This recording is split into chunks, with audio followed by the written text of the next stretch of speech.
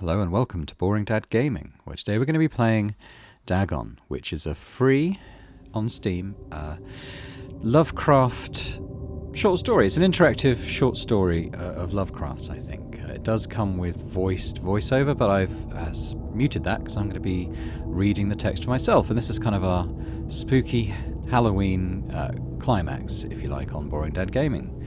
I've not played this before. I don't think it's massively long. Dagon is a faithful, interactive adaptation of HP Lovecraft's work focused on story and atmosphere. You will not find difficult choices, action sequences, or inventory management here. Movement is limited to progressing through locations along with the plot. So yeah, so we're basically playing our way through the Lovecraft short story Dagon. Or Dagon. How am I going to pronounce that? Dagon, maybe. I am writing this under an appreciable mental strain, since by tonight I shall be no more. Interactive elements, blah blah blah. Okay, so we can look at stuff. Some of the trivia is hidden. In order to find these, so focus your eyes with the right mouse and look for the elder sign. Okay.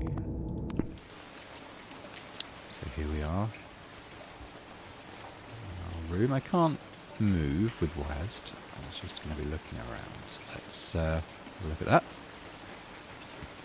Penniless, and at the end of my supply of the drug which alone makes life endurable, I can bear the torture no longer, and shall cast myself from this garret window into the squalid street below.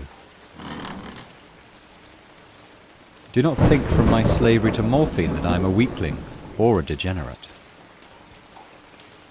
When you have read these hastily scrawled pages, you may guess, though never fully realise, why it is that I must have forgetfulness or death.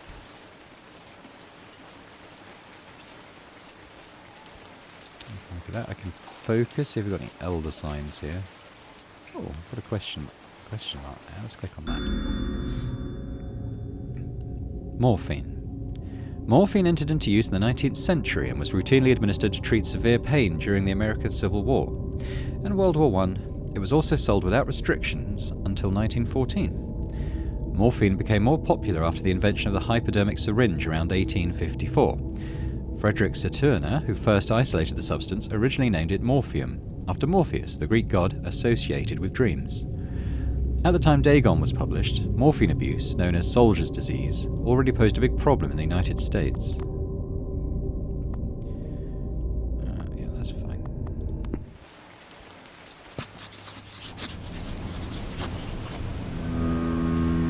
So this is flashback sequence, I think. Container ship, looks like. It was in one of the most open and least frequented parts of the broad Pacific that the packet of which I was supercargo fell a victim to the German sea raider. Again, I can't move.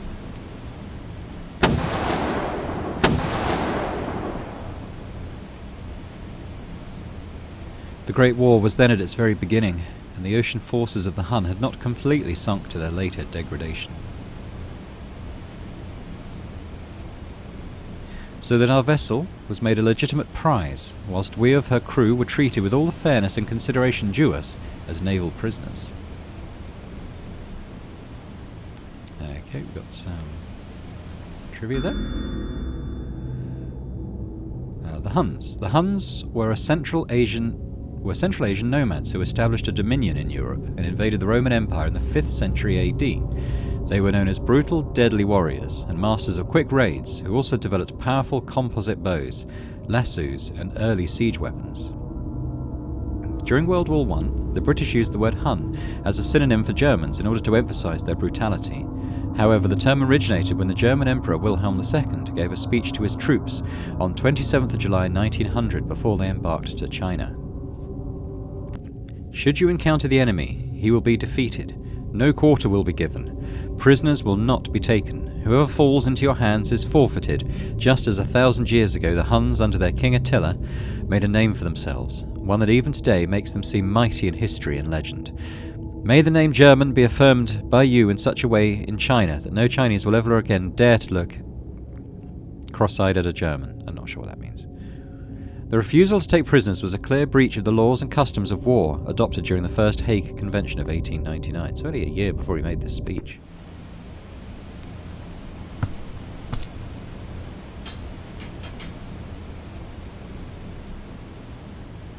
So liberal indeed was the discipline of our captors that 5 days after we were taken, I managed to escape, alone, in a small boat with water and provisions for a good length of time. Here we go, here's our boat. What have we got here? Oh, those are our provisions, I guess. When I finally found myself adrift and free, I had but little idea of my surroundings.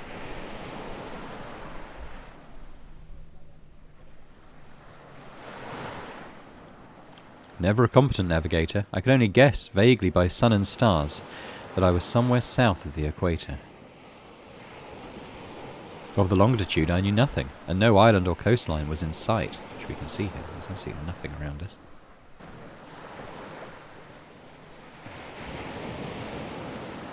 Can I examine anything? Am I looking at the stars? I got... zoom in on. Ah.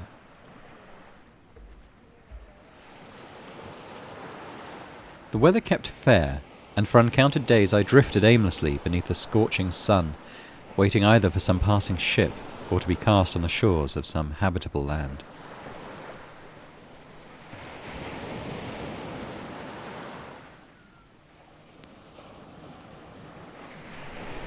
But neither ship nor land appeared, and I began to despair in my solitude upon the heaving vastness of unbroken blue.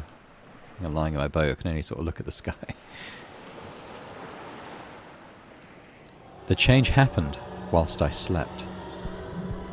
Its details I shall never know. For my slumber, though troubled and dream-infested, was continuous. Ooh. Very squiddy. When at last I awaked, it was to discover myself half sucked into a slimy expanse of hellish black mire, which extended about me in monotonous undulations as far as I could see, and in which my boat lay grounded, some distance away. Though one might well imagine that my first sensation would be of wonder at so prodigious and unexpected a transformation of scenery, I was in reality more horrified than astonished. For there was in the air and in the rotting soil a sinister quality which chilled me to the very core. The region was putrid with the carcasses of decaying fish and of the other less describable things which I saw protruding from the nasty mud of the unending plain. Perhaps I should not hope to convey in mere words the unutterable hideousness that can dwell in absolute silence and barren immensity.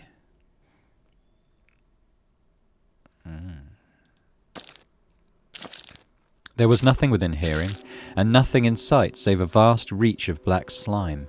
Yet the very completeness of the stillness and the homogeneity of the landscape oppressed me with a nauseating fear. It's not very nice, is it? The sun was blazing down from a sky which seemed to me almost black in its cloudless cruelty, as though reflecting the inky marsh beneath my feet.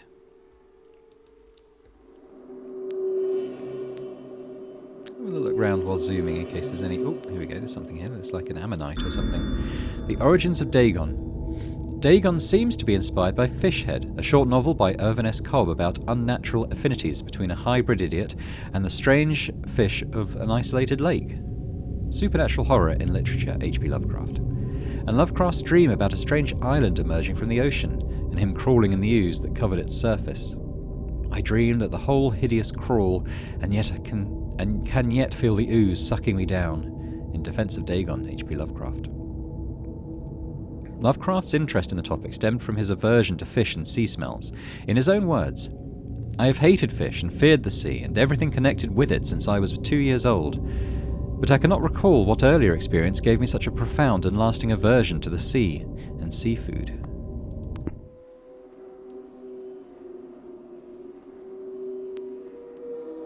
Okay.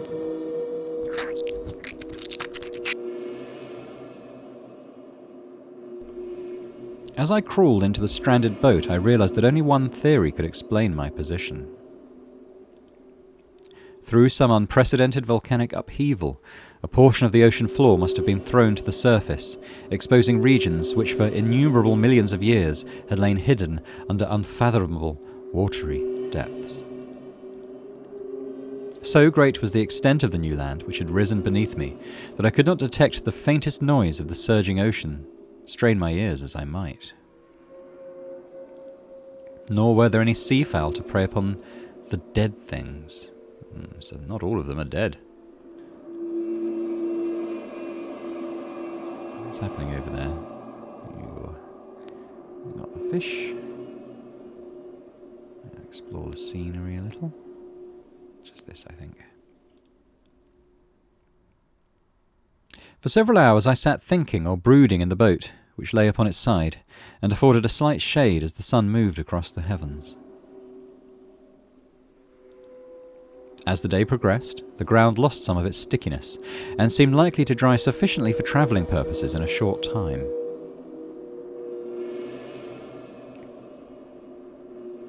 That night I slept but little, and the next day I made for myself a pack containing food and water, preparatory to an overland journey in search of the vanished sea and possible rescue. Look at that tentacle sort of waving around up there.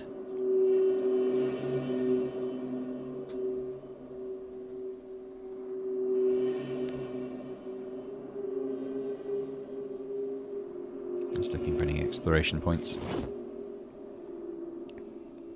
On the third morning I found the soil dry enough to walk upon with ease.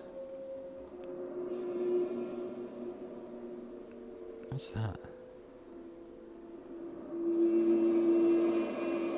The odour of the fish was maddening, but I was too much concerned with graver things to mind so slight an evil, and set out boldly for an unknown goal. Let's have a look at this, see if there's anything to explain what that is. It looks like a squid, but the tentacles are going sort of straight out, almost rigid.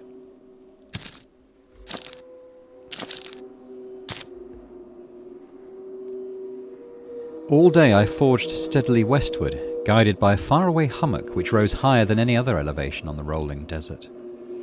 Ooh, what's that thing?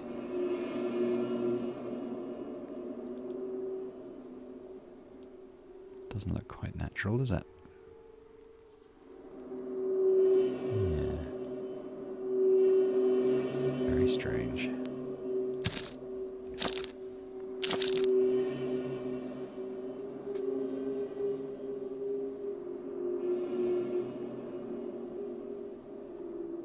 That's a whale. At least I can recognise that. Not sure what these long pincery things are.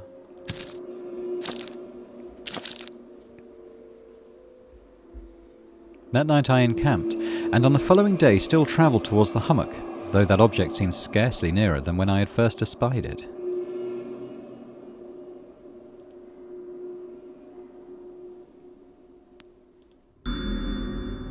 The horrors of the ocean.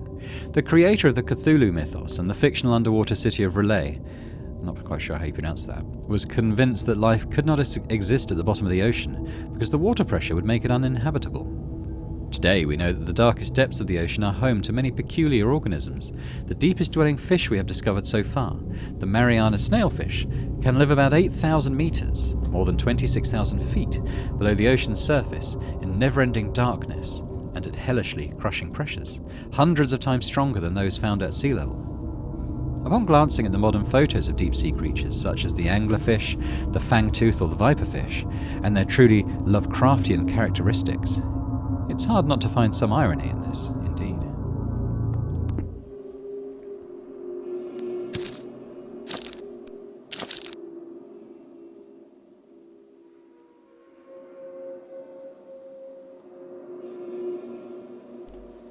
By the fourth evening I attained the base of the mound, which turned out to be much higher than it had appeared at a distance.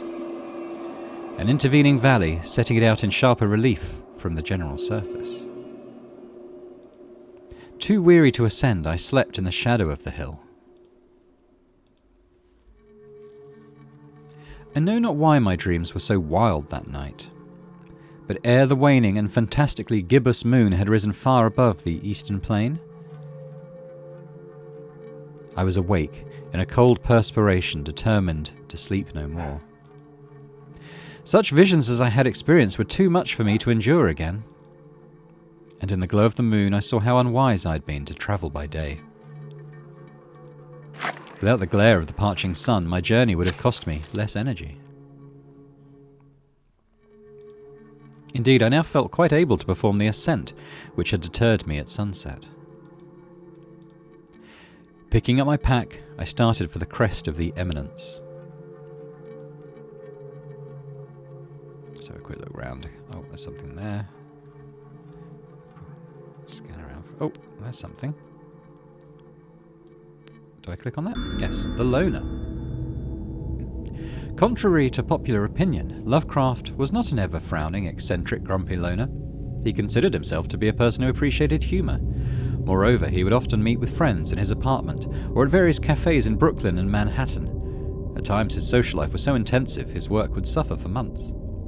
There was a point when he finally decided he needed to put an end to daily meetings and loitering in New York cafeterias, and resorted to hiding at home and reading with the main room light turned off, pretending he wasn't there whenever a friend knocked on his door. He also had another method of deterring his guests, which involved greeting them in a bathrobe, with an unmade bed visible in the background and piles of papers scattered across the floor. Very strange. Went a bit Howard Hughes. I have said that the unbroken monotony of the rolling plain was a source of vague horror to me. But I think my horror was greater when I gained the summit of the mound and looked down the other side into an immeasurable pit, or canyon, whose black recesses the moon had not yet soared high enough to illumine. I felt myself on the edge of the world, peering over the rim into a fathomless chaos of eternal night. Through my terror ran curious reminiscences of Paradise Lost, and of Satan's hideous climb through the unfashioned realms of darkness. As the moon climbed higher in the sky, I began to see that the slopes of the valley were not quite so perpendicular as I had imagined.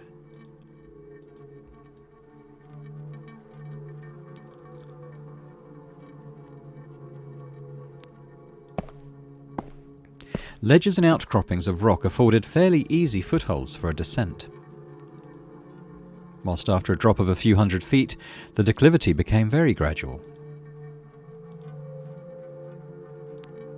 Do a little scan for signs. Alright.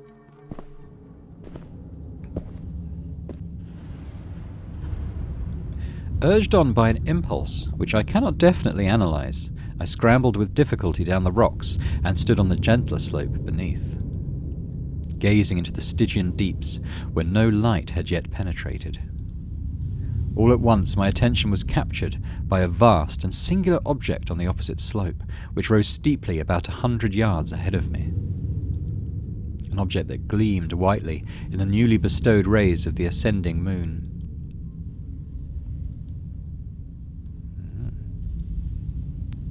Just doing a little scan for other things. I think that's it.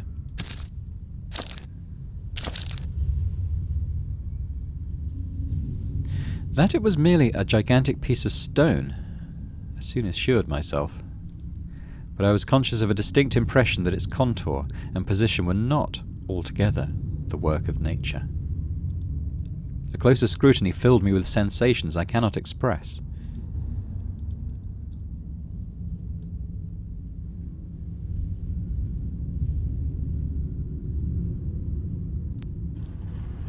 For despite its enormous magnitude and its position in an abyss which I had yawned at the bottom of the sea since the world was young, I perceived beyond a doubt that the strange object was a well-shaped monolith, whose massive bulk had known the workmanship and perhaps the worship of living and thinking creatures.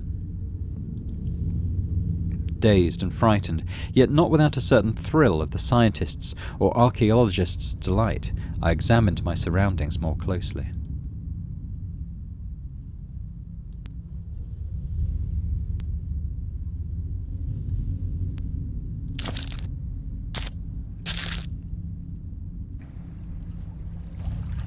The moon, now near the zenith, shone weirdly and vividly above the towering steeps that hemmed in the chasm.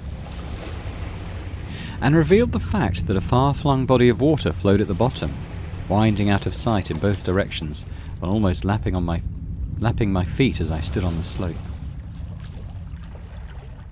Across the chasm, the wavelets washed the base of the Cyclopean monolith, on whose surface I could now trace both inscriptions and crude sculptures.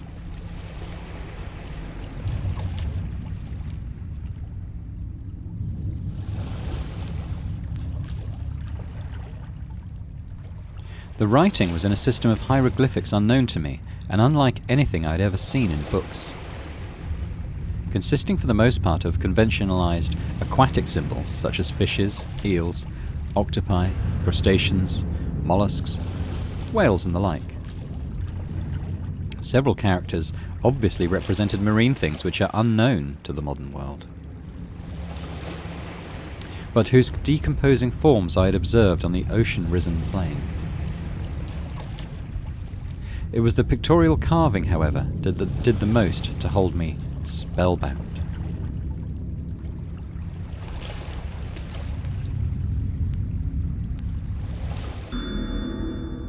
Storytelling methods. Dagon contains many themes and storytelling methods that Lovecraft developed in his later works, such as telling the story through carvings, such as in At the Mountains of Madness, which I really like. That's a really good story, that one. The Nameless City. Journals and characters' notes, The Shadow Out of Time, The Haunter of the Dark. Islands emerging from the ocean, Call of Cthulhu, that's also a good one. Or fictional beings and deities based on real events and mythologies, My Go in The Whisper in Darkness. It's also considered the origin of the popular Cthulhu mythos. Some of Lovecraft's other stories also conclude in a manner similar to Dagon, but we're not going to spoil the ending. Plainly visible across the intervening water, on account of their enormous size, were an array of bas-reliefs whose subjects would have excited the envy of a doré. I don't know what a doré is. I think that these things were supposed to depict men, at least a certain sort of men. Though the creatures were shown disporting like fishes in the waters of some marine grotto, or paying homage at some monolithic shrine which appeared to be under the waves as well. Of their faces and forms I dare not speak in detail, for the mere remembrance makes me grow faint. Grotesque beyond the imagination of a Poe or a Buller. They were damnably human in general outline, despite webbed hands and feet, shockingly wide and flabby lips. Glassy, bulging eyes and other features less pleasant to recall. Curiously enough, they seem to have been chiseled badly out of proportion with their scenic background. For one of the creatures was shown in the act of killing a whale, represented as little larger than himself. I remarked, as I say, their grotesqueness and strange size, but in a moment decided that they were merely the imaginary gods of some primitive fishing or seafaring tribe. Some tribe whose last descendant had perished eras before the first ancestor of the Piltdown or Neanderthal man was born.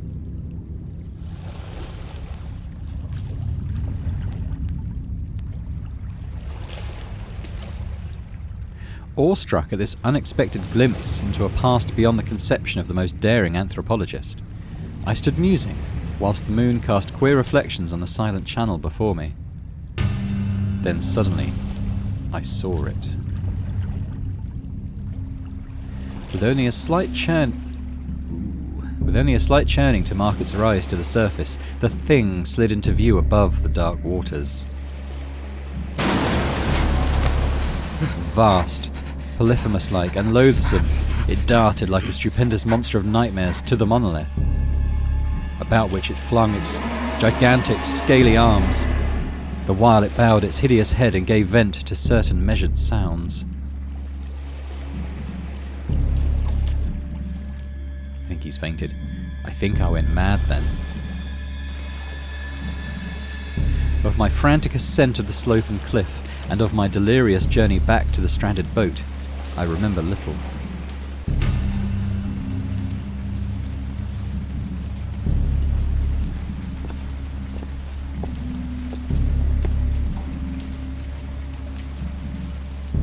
I I believe I sang a great deal and laughed oddly when I was unable to sing.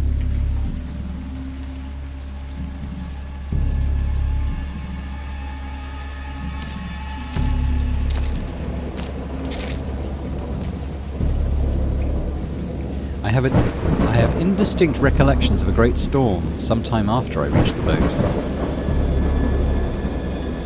At any rate, I know that I heard peals of thunder and other tones, which nature utters only in her wildest moods.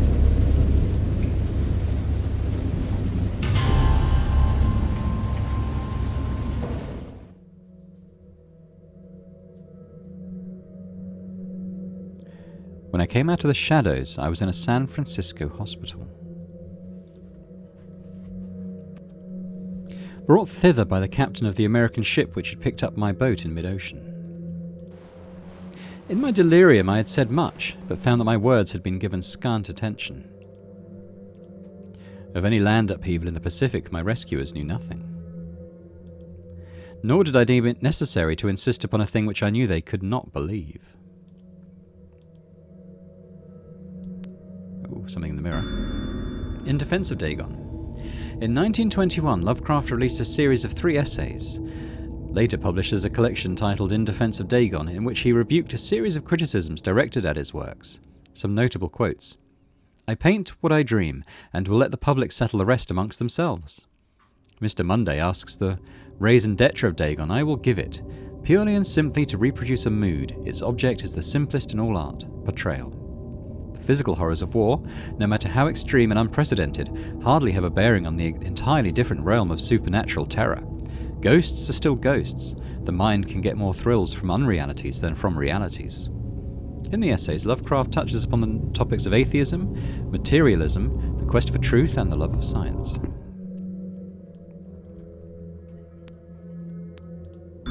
The journalist.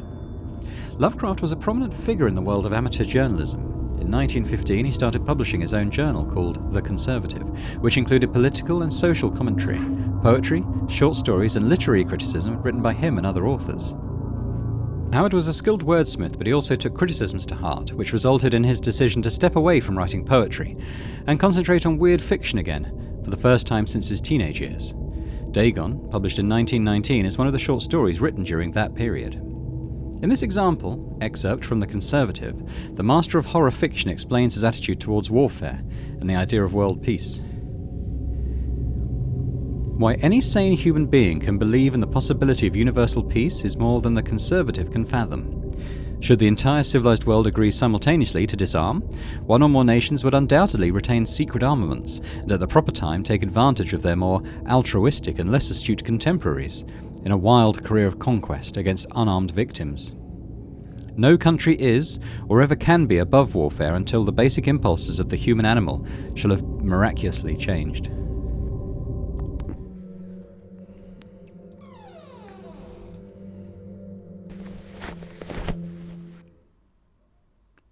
Once I sought out a celebrated ethnologist and amused him with peculiar questions regarding the ancient Philistine legend of Dagon, the fish god.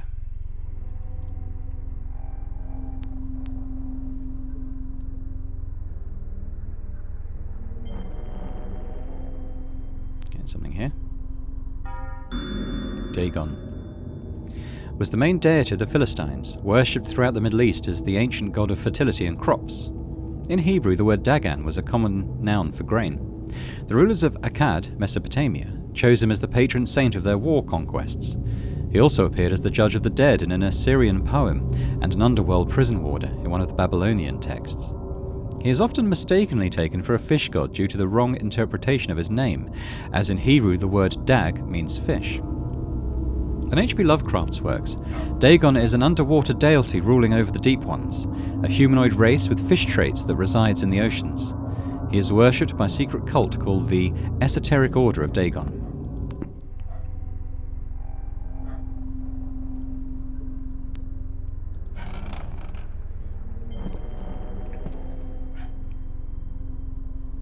But soon perceiving that he was hopelessly conventional, I did not press my inquiries.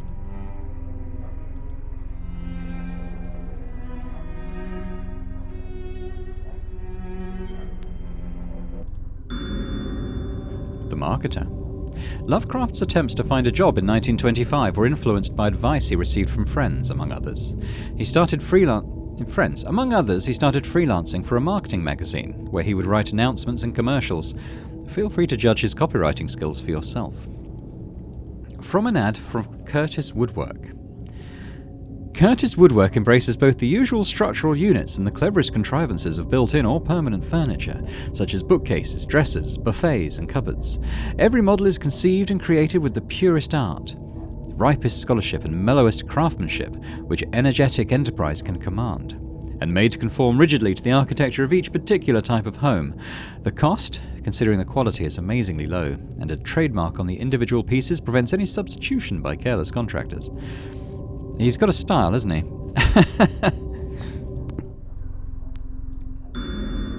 August Derleth and the Cthulhu Mythos. August Derleth was an American writer and anthologist. He also befriended Lovecraft and published many of his works through his company, Arkham House.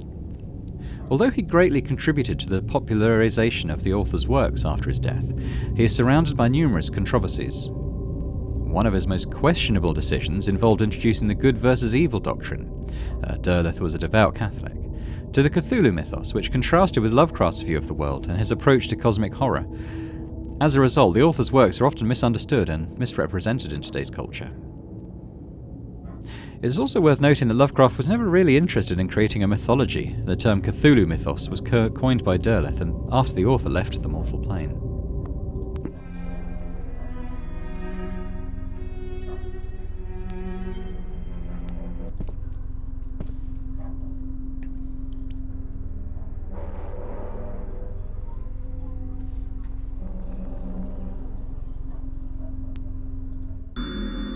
The scientist. These days, the word scientist is a widely accepted term, but at the time Dagon was published, it was subject to a wide debate. After the author used it in the story, critics pointed out that man of science was a more appropriate term to employ. He admitted that if Dagon were to be reprinted, he would indeed use the phrase they suggested. Scientist was coined as an analogue to artist, to be used when referring to those studying different branches of science. Yet, in the 19th and early 20th century, scientific researchers in Great Britain and the United States were of the opinion that man of science, resembling the term man of letters, was the only proper choice. Among other things, it was gender-specific, indicating that science was an endeavour to be pursued by only one sex. The term scientist became more accepted only after World War II, and man of science started fading into an obscurity as an old-fashioned synonym, and rightly so, because it's a sexist term, isn't it? So, good riddance.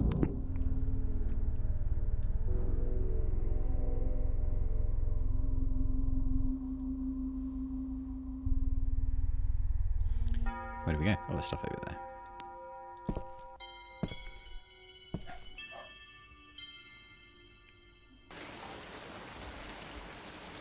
It is at night, especially when the moon is gibbous and waning, that I see the thing.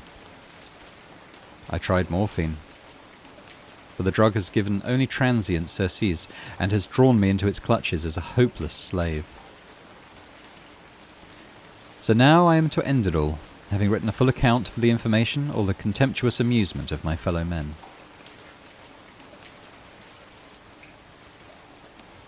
Lovecraft on tobacco and alcohol. Lovecraft hated tobacco, even though he used to smoke when he was 12, in order to look and feel like an adult. In his correspondence with friend Reinhard Kleiner, he claims that he quit as soon as he started wearing long pants. He also had a very strong opinion about alcohol, as evidenced by his letter to Zelia Brown, dated 13th February 1928. As for the matter of drinking, I have never tasted intoxicating liquor and never intend to, having a strong aesthetic disgust at anything which blunts or coarsens the delicate natural equipoise of the evolved human intellect and imagination. Drinking excited my personal repugnance, hence I don't drink. Let the herd do what they will. I am rather in favour of prohibition, the prohibition of any one antisocial force as well as of any other. Bit of a Puritan.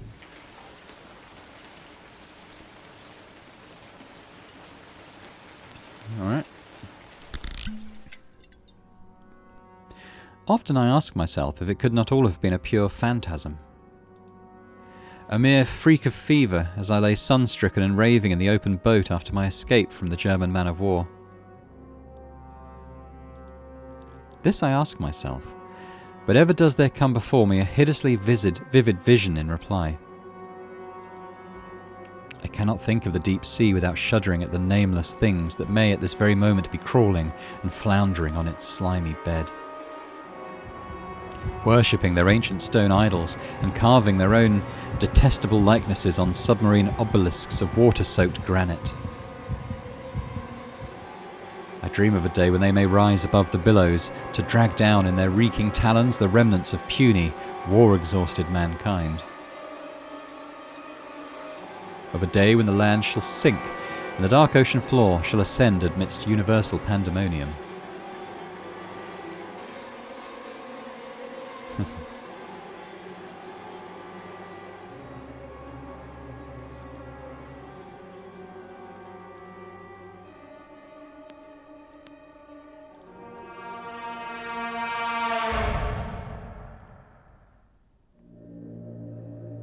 The end is near.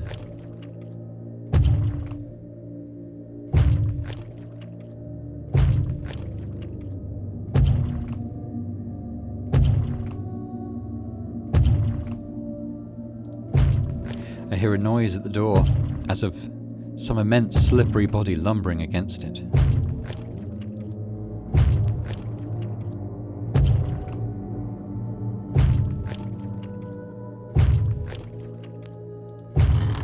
It shall not find me.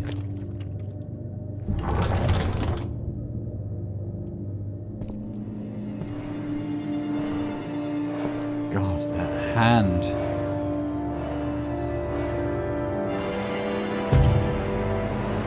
The window. The window.